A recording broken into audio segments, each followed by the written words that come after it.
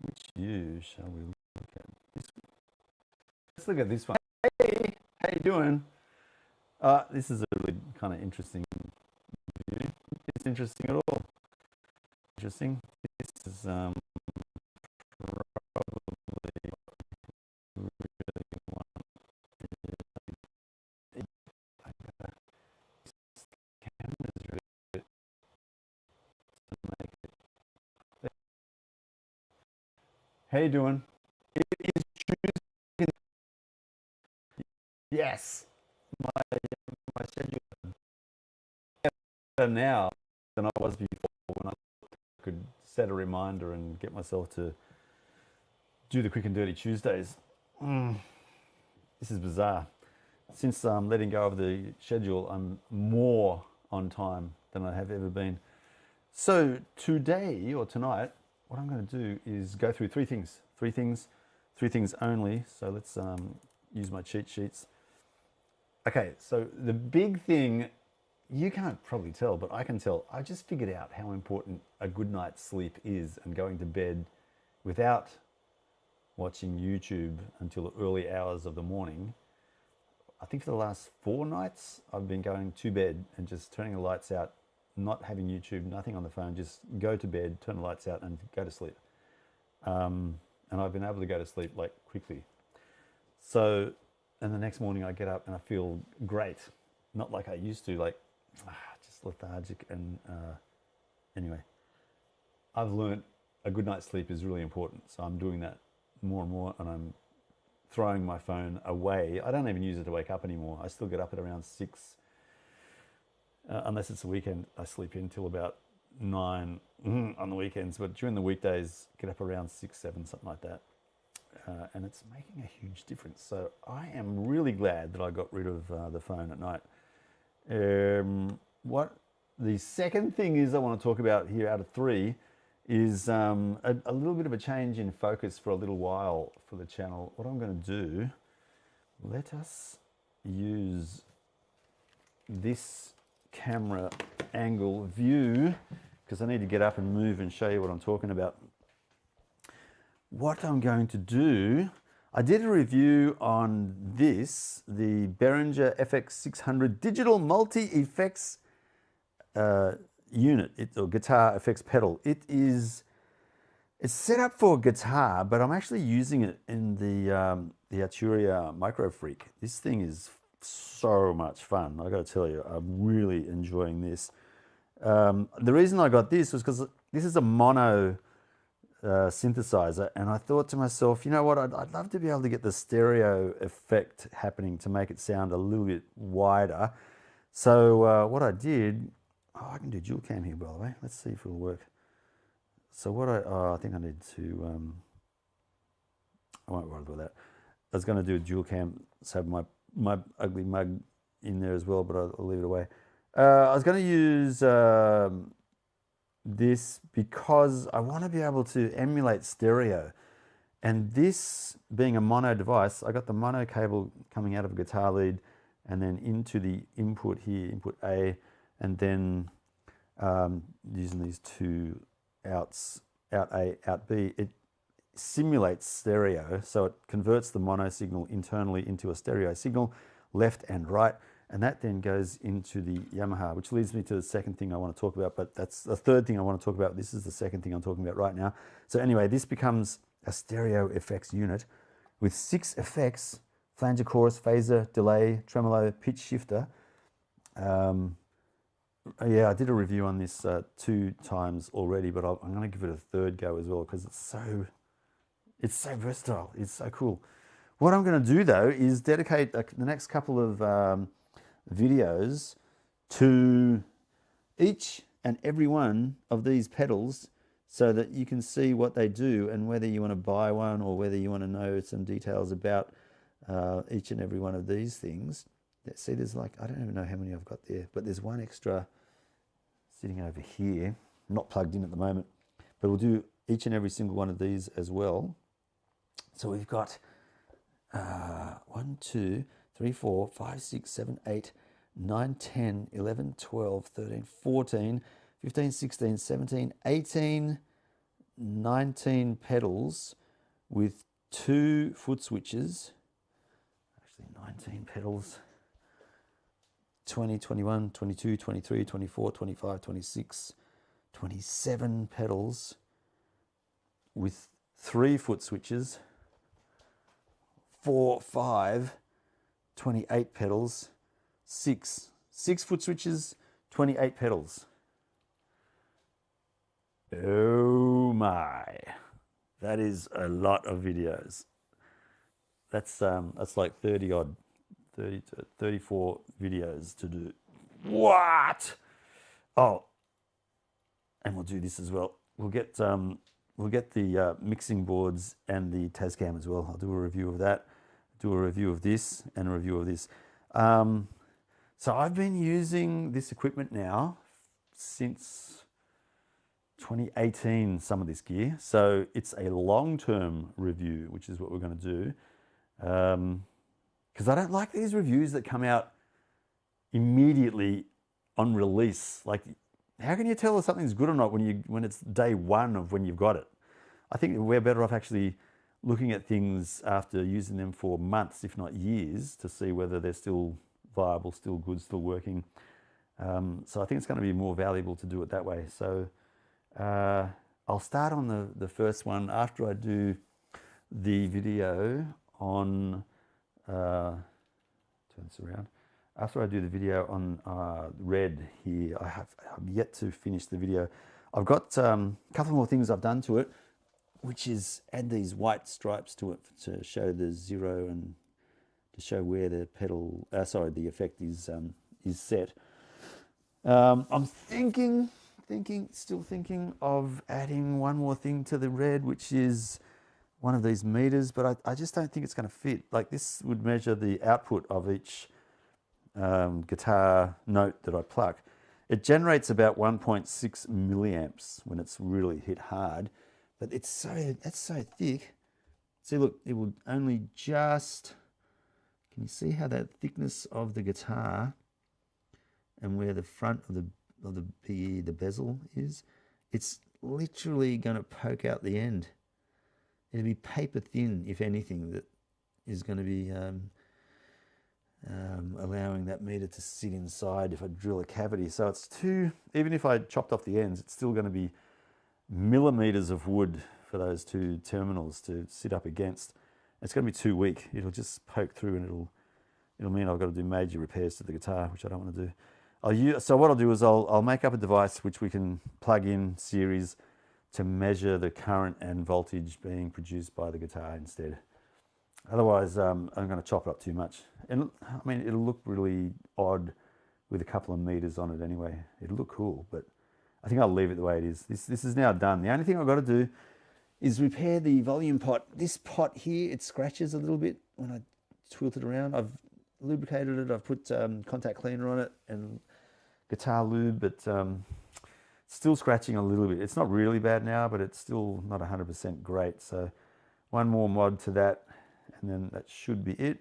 And that's red, but I've got to get the video finished. So I'm halfway through, maybe a third of the way through that right now.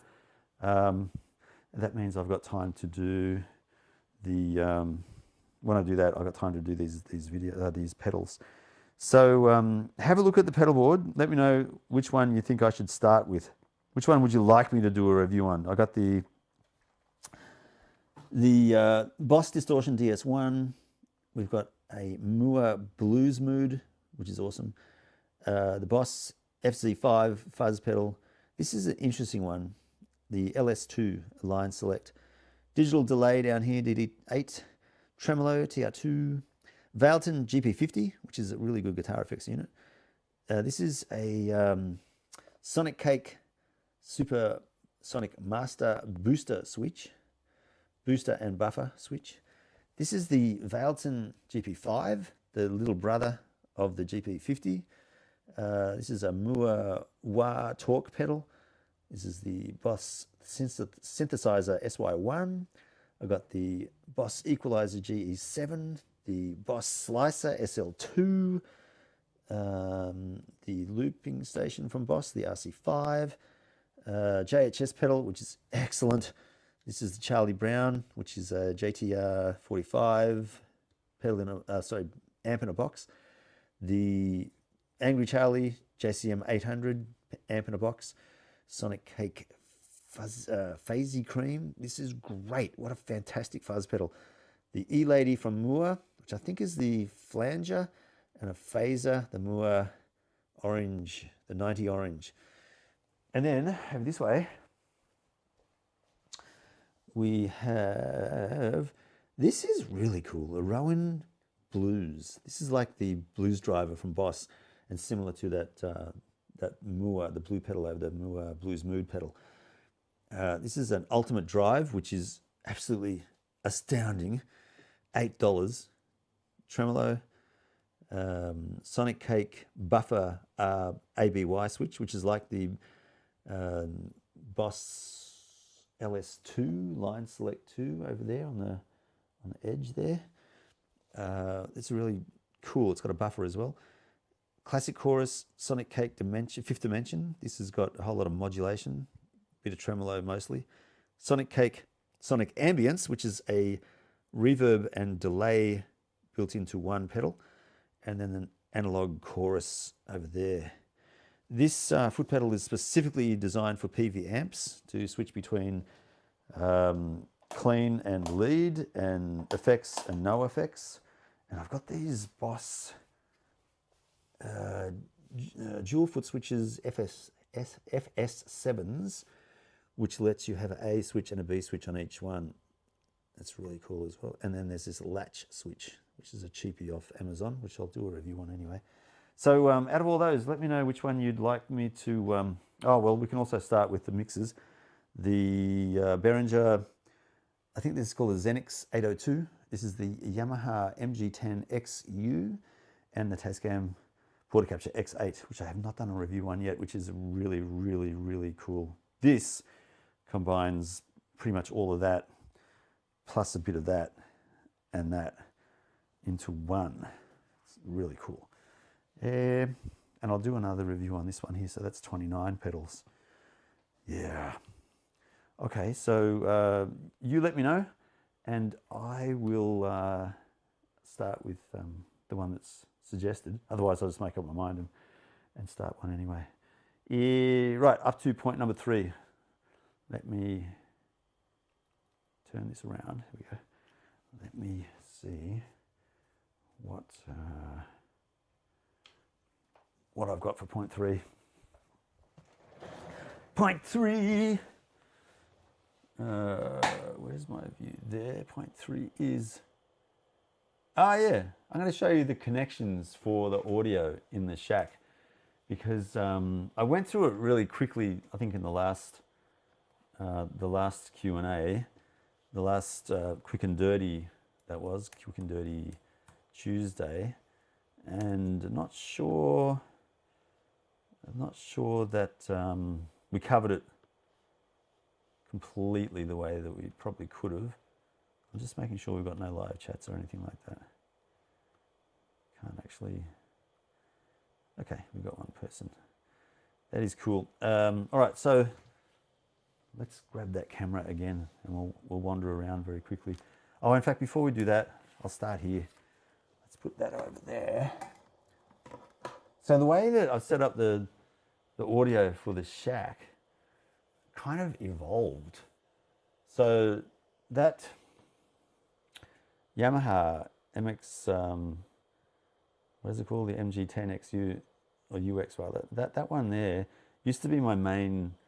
No, in fact, the Behringer there, that used to be the main mixing console desk that I used to put audio through.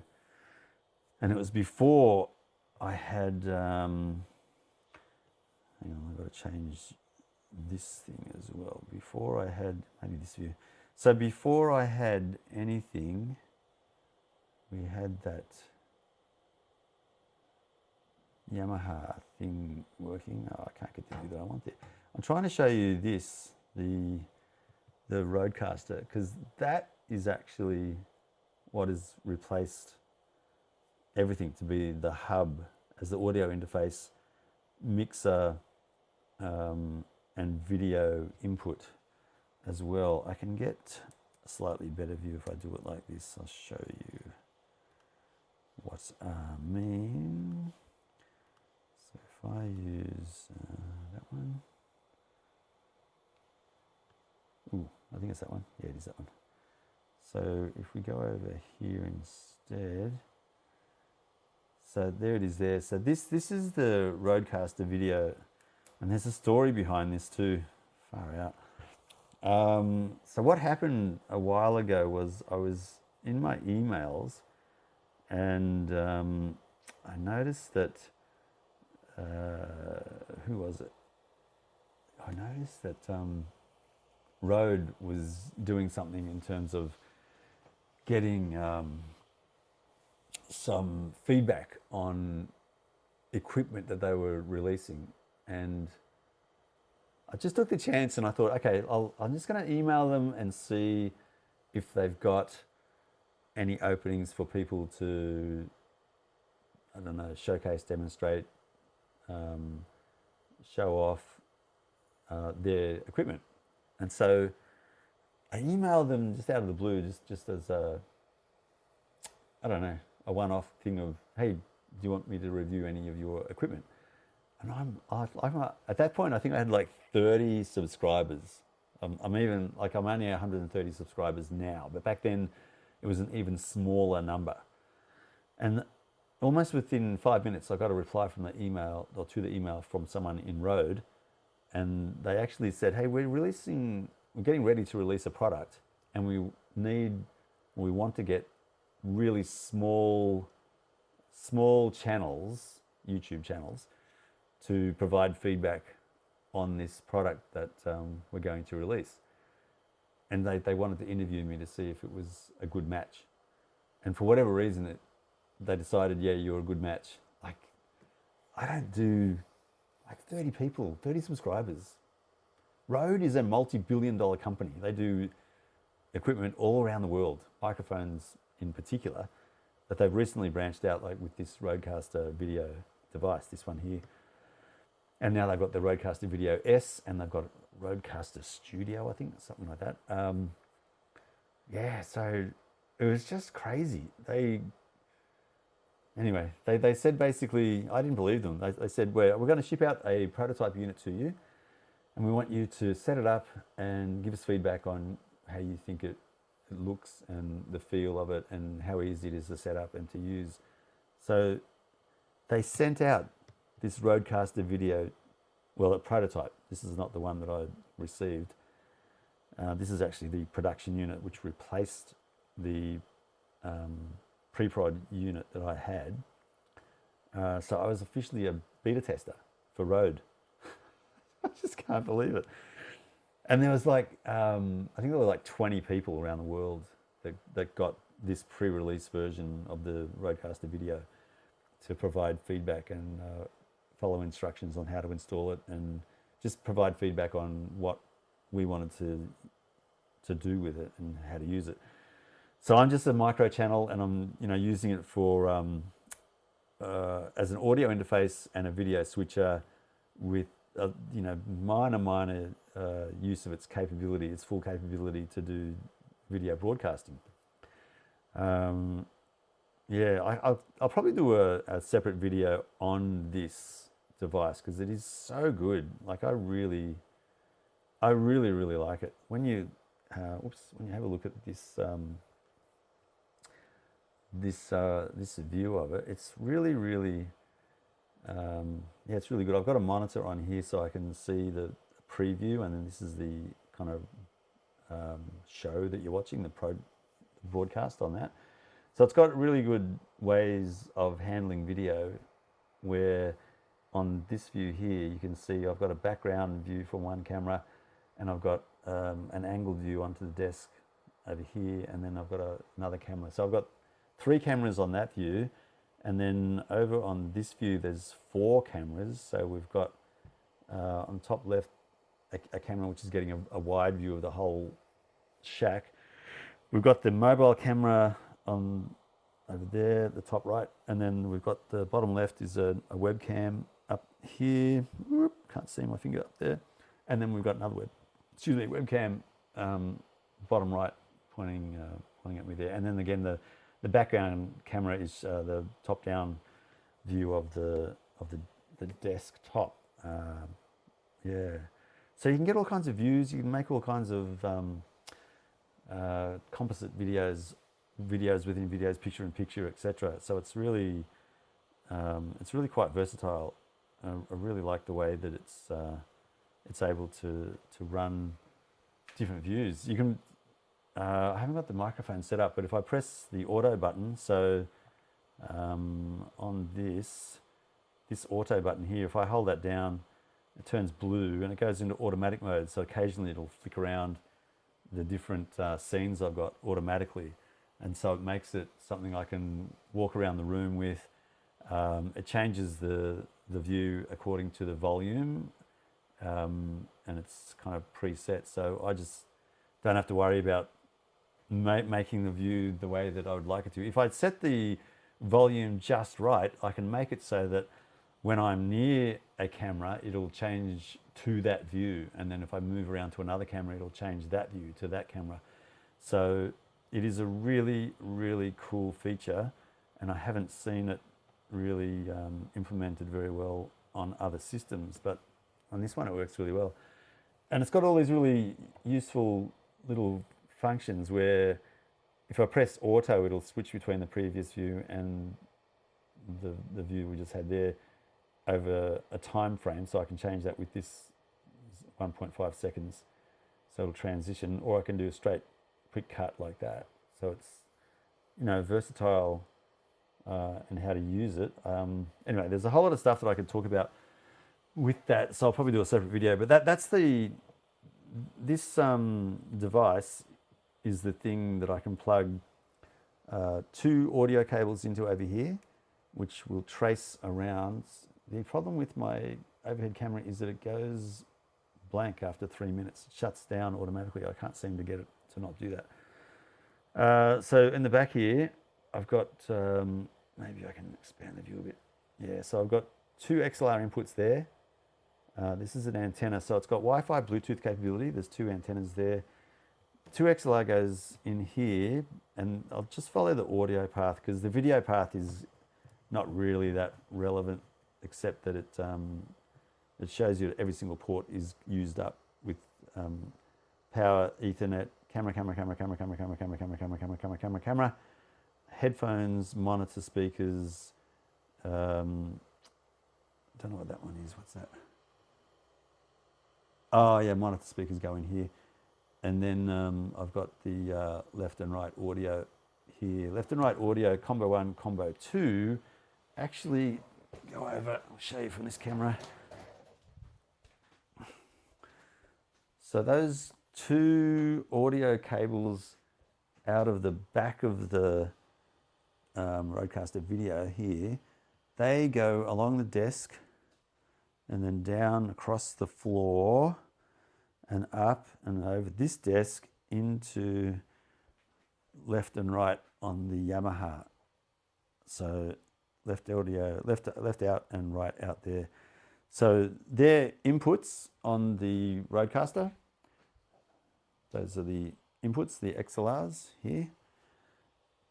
And on this, these are the outputs. So I've got microphones and then 2 more XLRs, which actually go into the DI box, left and right. So I'm emulating, again, stereo left and right going into the input of the amp. So I've got a mono out, but using left and right to combine and add together for mono. And these are the inputs that come out of the guitar pedals. So it's a bit of a strange one. It actually goes input here to the buffer, and then out of that into that, and then out of that into the DI box, into the DI box, out to the amp, or into the DI box, out of the XLR cables along that path I talked about, into this mixer. I've got a microphone here for the Shure SM58, a microphone here for the, where's that going? Oh yeah, that one's actually going all the way around the room to the boom mic up here. Yep, and then another microphone is plugged into here for this one using SM57, and this one's going to the Shure 55 Elvis mic, the 55SH Series 2. Then, to make more inputs available, I joined this mixer with outputs going to the input into that mixer, stereo input here. And then this PV amp has got a preamp out, a pre-fader out, which goes in here. So I've got an input to go from that amp into the mixer. The reason I've done that is so that I can get a studio signal, line signal, into the mixer through the outputs back into the Rodecaster to do live broadcasts, live music from that amp.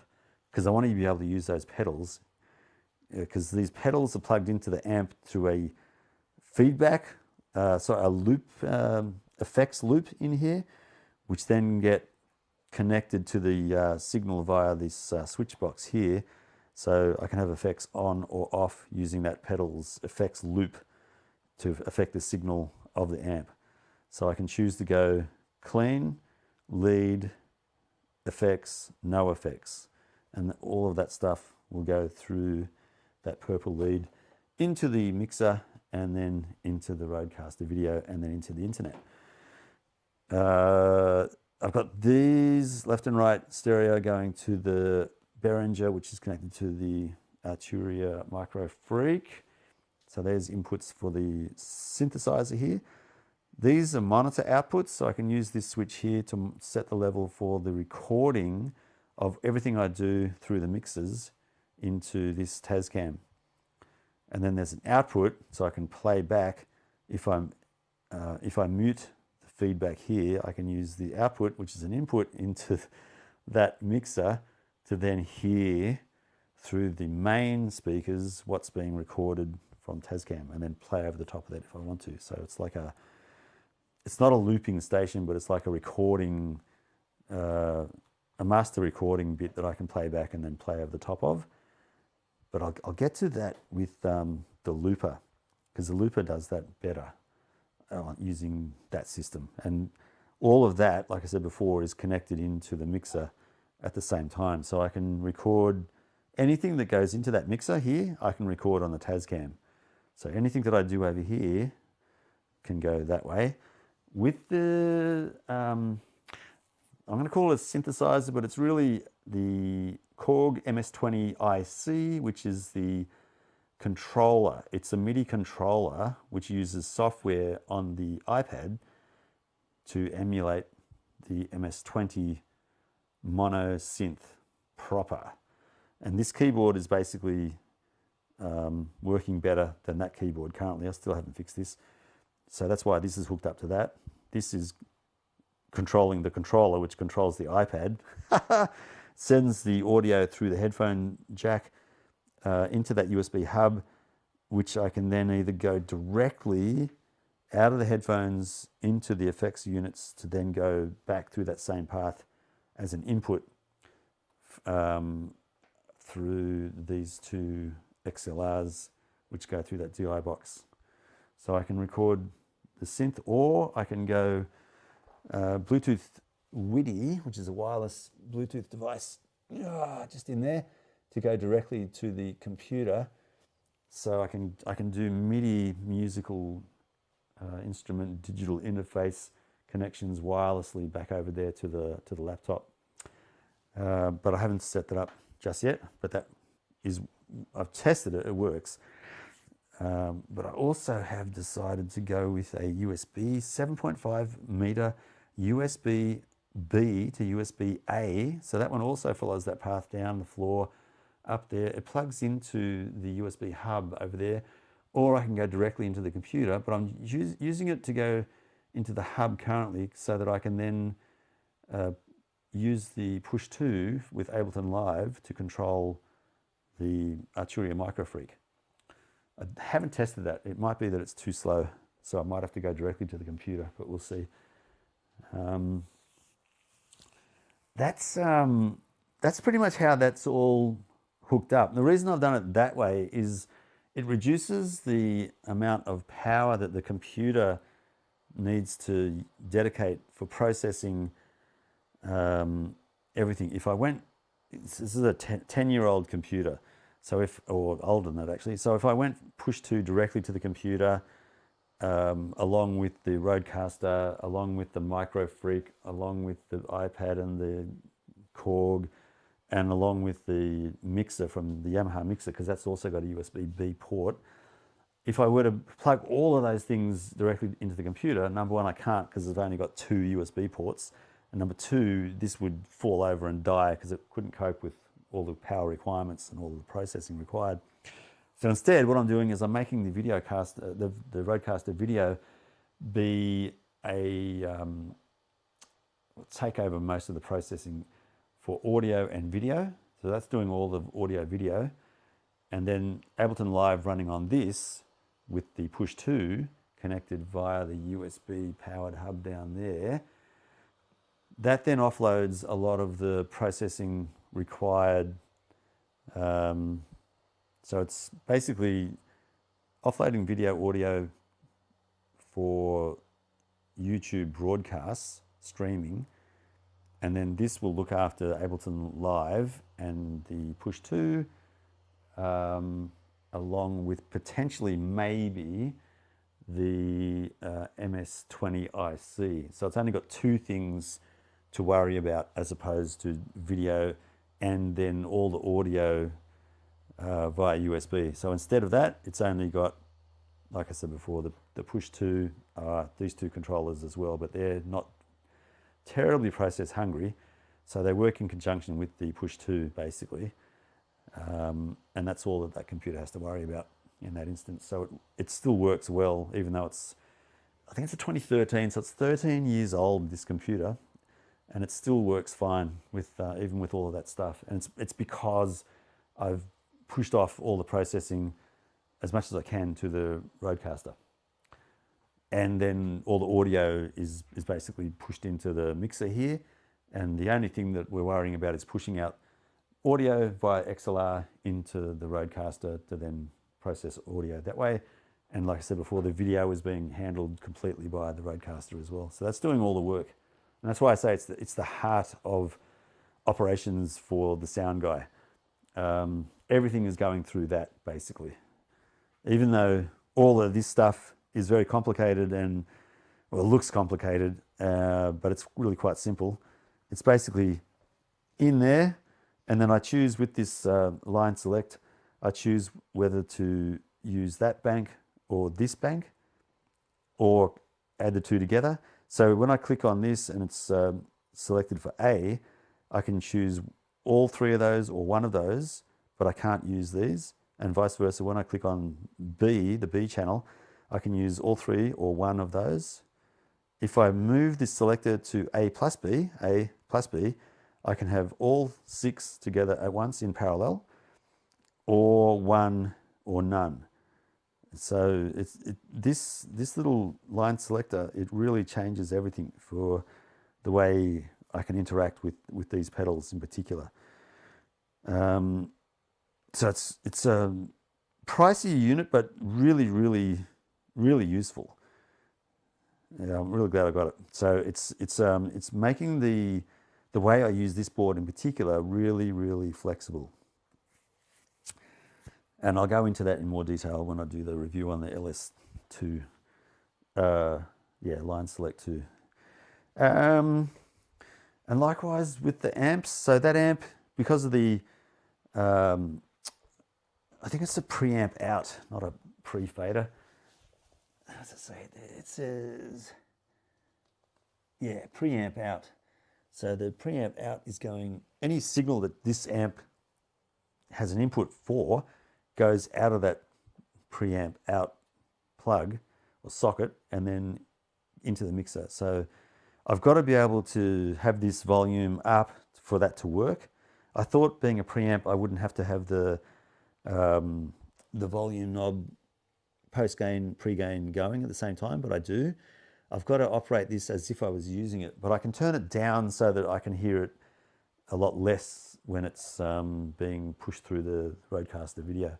So it'll go preamp out into the mixer, turn the volume up if I want to hear it, or get a louder signal into that chain into the Rodecaster video, and then make more noise. Likewise with this amp, if I want to hear music while I'm playing, I just turn the amp on, turn the volume up.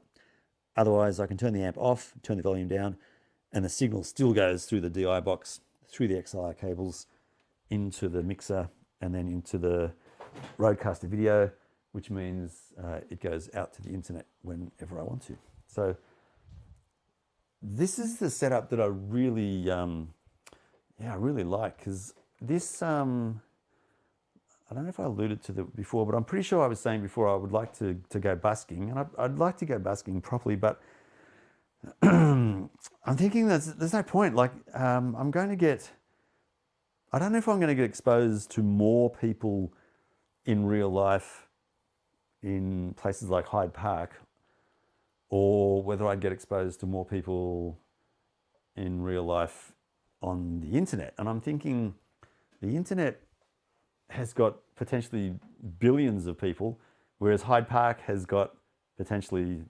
hundreds of people. And it's not, I see, and I'm struggling now whether, do I want to have hundreds or billions of people to listen to my music currently? Because I'm not super great as a musician. I enjoy it, but it doesn't mean that it's enjoyable to others. So I want to practice a lot more. I mean, I'm giving advice to people to get out there and busk and get paid for it, even when you're not good. And I have busked before, and I have made a little bit of money. And it's more that it's super good fun, and it actually, tautologically speaking, it makes me a better musician quicker as well.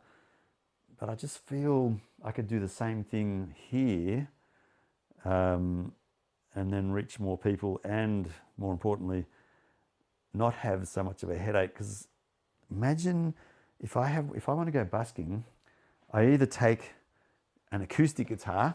So I used to go out with this one here, the Maton TE 808, I think it is. This is a semi-acoustic. Sounds awesome. I love it, but I can only play a few tones. Or, I can get, it's the same kind of tone, whereas the electric guitar, you have so much more variance in the tones you can get, and especially that one with all of the knobs and everything.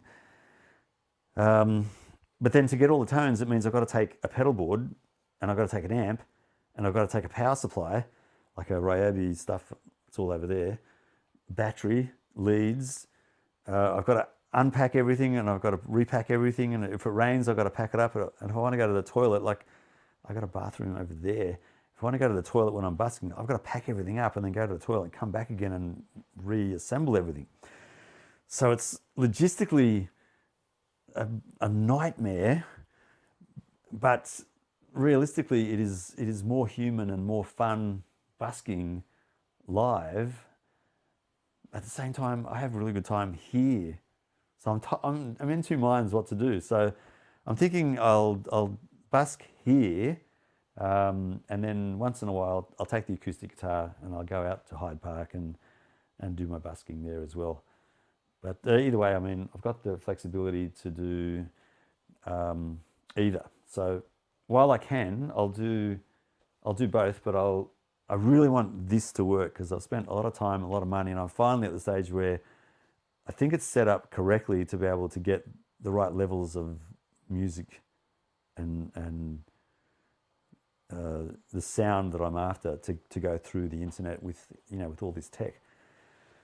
Oh man, I can't believe that they agreed for that, to let me test them. Then, because I'm going back to the road discussion. I forgot to tell you that they, after we did all the reviews, they basically gave out 20 of these to the people who were on the beta testing team And I was one of them. They gave, I didn't believe that they were going to do it, but they actually did. So, you know, Rode, kind of special Australian company here in Silverwater. They ship these out around the world. They've given some of these to some pretty famous YouTubers, and they chose me to be one of those people that was able to get one. I still can't believe it. How the hell? That is nuts.